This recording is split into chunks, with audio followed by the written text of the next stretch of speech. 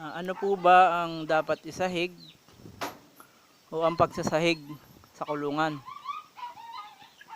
Sa akin po, kung mapapansin nyo yung sahig natin, meron po siyang pang ilalim, steel matting po. Yan. Yung iba po kasi nakikita ko, yung mga kulungan ng ganito, ang nilalagay nila, ganito lang. Yung screen ng kulay green. Nakikita ko po, pag tumatagal yung kanilang kulungan, bumababa po.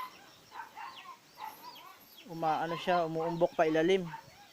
Parang, kumbaga, pag naapakan ng manok, bumibigat, lumalambot po yung kuwan. Naisip ko po, yun sa akin, lagyan ko ng steel matting.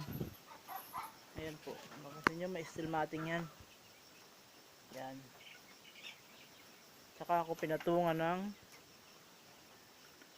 itong screen na kulay green na ito. Yan.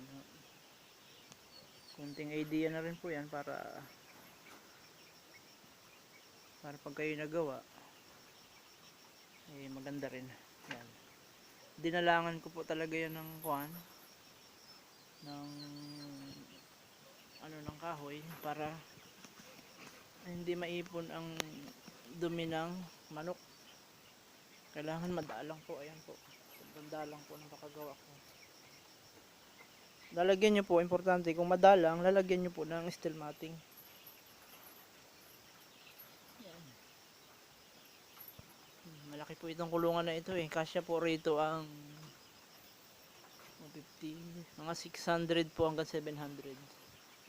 Nasa 2 batch pa lang po kasi tayo, kaya yan. Ayan po. Ang dingding naman po,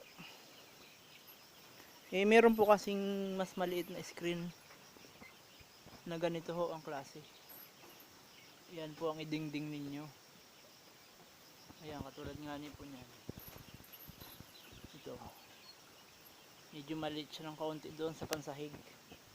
Kasi ang pansahig po, kailangan malaki talaga ang butas para yung dumi ng manok mabilis lumaglag. Ayan.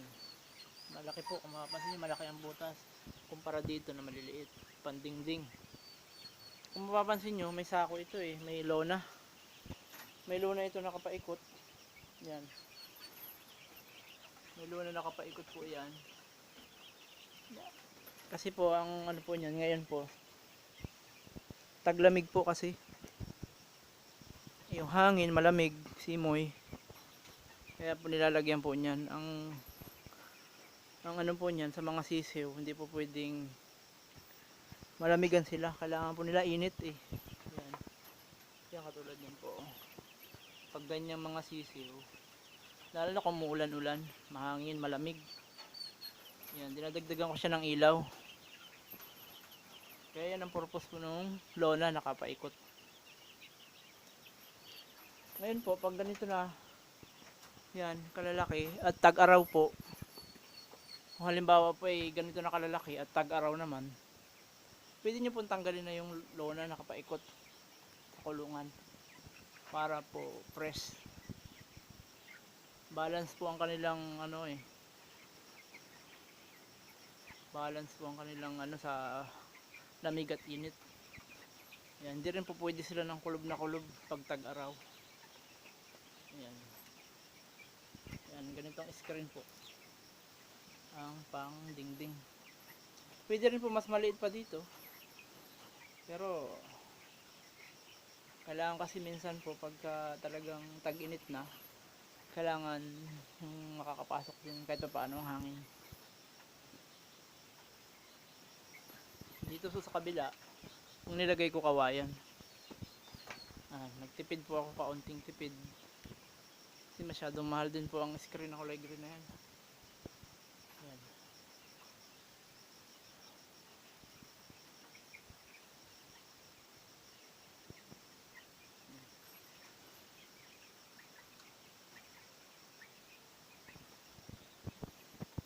Ayan. Ito po, kung magsasahig kayo, yan, ganyan kadalang po yung aking kahoy. Nyug po yung ginawa ko eh. Kahit ano naman po. Kasi ang nyug po kasi ang mas mura ngayon eh. Pero dun sa ibang maraming pera, pwede naman po yung bakal. Yan, yung mga mayayaman. Ayan po. Kahoy po yan, ang nyug. Tapos po niyan, yun na nga po yung steel matting na. Yan, tapos yung itong kulay green na screen na pinakamalaki ang butas po. Pero po pagka unang araw nyo nang bili ng sisi,